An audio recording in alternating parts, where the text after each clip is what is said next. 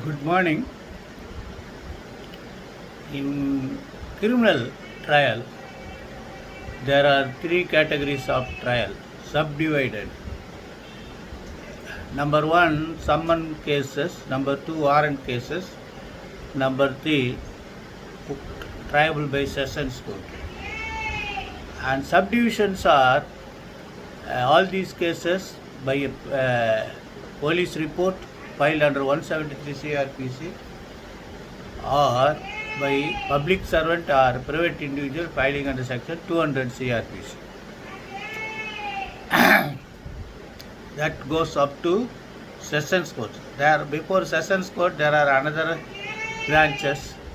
Apart from sessions court, special courts are there. It is also coming within the ambit and purview of sessions court.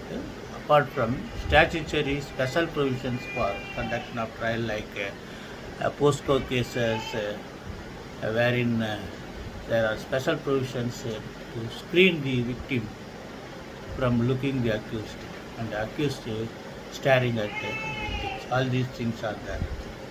See, the difference between summon case and warrant case was, in summon case only questioning, not framing up. Questioning means, did you do that? Did you do that crime? That's all. That is questioning, which is punishable under section. But warrant case, charge should be warrant sessions court, charge should be specifically stating the necessary ingredients, and the judge taking a position to frame charge. I so and so charge you for these ingredients, which is punishable under section. These are the framing of charge. So other things are there. Apart from the summon case procedure, there is summary trial procedure also there at CRPC. Some of the offences scheduled therein, though they are triable as warrant cases because of the extensive sentence than the summon case. Those cases may be tried as summary trial. That summary trial means summon case trial. So leave all those things. Similarly, in civil procedure, there are few categories of civil suits. Number one, major division was title suit and money suit. Thereafter, some for title suit, several issues are there. Mortgage suit. In money suit, there is now they have introduced commercial suit. Apart from that, suit by pauper, indigent person is also there, and the interpleader suit is also there. These all are categories of suit. But apart from that, like in criminal trial, in civil procedure also, there is summary chapter suits. Certain suits are scheduled there, specifically mentioned under Order 37, that those transactions may be brought under summary chapters. So the major, there is time scheduled suit, you have to file suit as specified under Order 37. After filing suit, someone would be served on the defendant, and defendant, after receiving the summons, must intimate his appearance before the court that they have entered appear. Then the plaintiff would take summons for judgment, stating that the defendant have no defense because these are admitted transactions. Thereafter, the defendant has to file application to leave to defend the suit. So that should be allowed on three categories. Number one, straight away allowing without any condition. Number two, allowing the leave to defend with condition. Number three, dismissing the leave to defend the suit. In this regard, a suit which would, this judgment which would enable you to understand the exact provisions and the way how summary chapter suit are being tried. AR 2020 Telangana 155. For India Private Limited, Hyderabad versus Galt Pharma Export Private Limited. The main issues were the plaintiff's claim was defendant neglected servicing payable as per terms condition rate contract. As per counter defendant, no rate contract agreed. They say some of the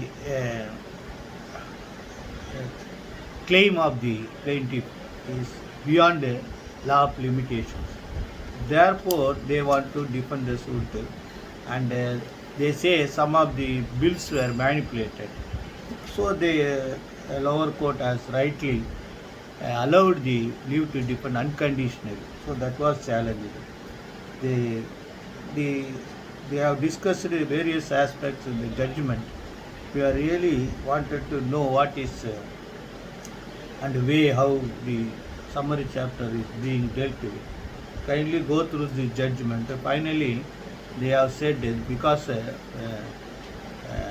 question of facts and law are involved to decide these issues. Tribal issues are there. Therefore, they are rightly dismissed the CRP filed by civil division filed by the plaintiff against the order allowing the defendant to defend the suit. So what would happen? Normally what happens?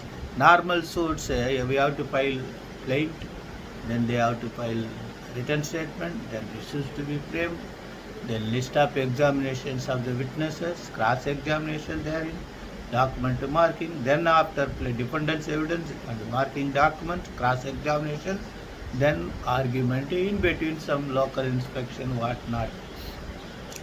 But in summary chapter suit, what happened? If the leave to defend is not allowed or condition is not complied by the defendant, then they automatically decree the suit without taking evidence by accepting the averment in the plaint. This is the most practical procedure.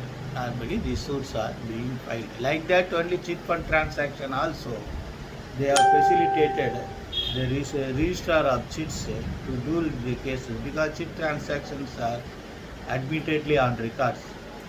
Similar cases are being introduced. Therefore, kindly, if you want, you can in this given case, the High Court also given guidelines when the court has to impose conditions, when they have to allow without conditions, and when they have to dismiss the leave to defend case. So this is the most important aspect. Definitely, in any of the examinations, civil examinations, judge or district judge level, this question is one of the major questions which we have to answer. Sometimes elaborate discussion may also be. Those who are pursuing law, they may be invited to answer this order summary chapter suit. This is common in civil procedure code. So that then you to understand summary chapter suit, you should first understand what all are the cases, category of cases which could be brought under summary chapter suit, which is listed there, and business transaction, negotiable instruments, what all are the negotiable, check, hundi, and bill of exchange. See, we have a hundi and bill of exchange. Bill of exchange is English term, hundi in Hindi. And I have already stated the check. If you check is issued to you, you can endorse the check to somebody else, and that check is presented to the bank. Only date that stated therein, then it will be honored.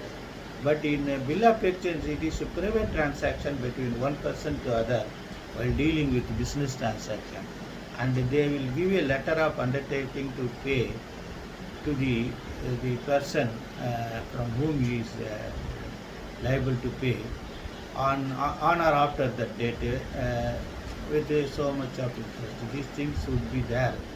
But what happens, they may bargain with the third parties if they want money by handing over or endorsing the very same bill of exchange or hundi. So therefore it is negotiable instrument. Kindly understand the term negotiable. Only for that purpose notary publics are invited to endorse when the bill are presented, and either it is accepted or refused. The notary should vouch it. For that purpose only Notaries Act no appointed notice. District